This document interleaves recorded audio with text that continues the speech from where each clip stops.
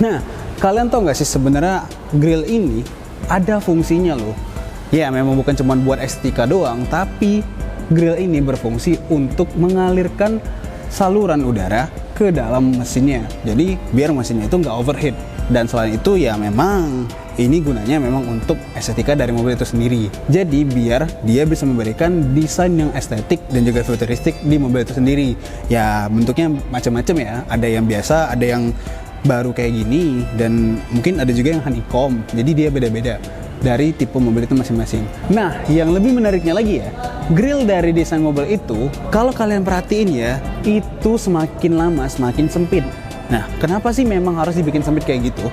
Nah, alasan utama kenapa harus dibikin sempit, agar mobil ini ketika ada udara yang menabrak mobil ini, udaranya itu bisa masuk ke sisi samping atau ke atas. Jadi mobil itu ya, kalau misalnya ada udara yang nabrak nih, dia bakalan mindahin udaranya tuh ke samping atau ke atas. Karena semakin besar udara yang datang nih, nah itu hambatan mobil kan semakin kenceng tuh. Semakin ya susah lah kalau misalnya mobilnya mau bergerak.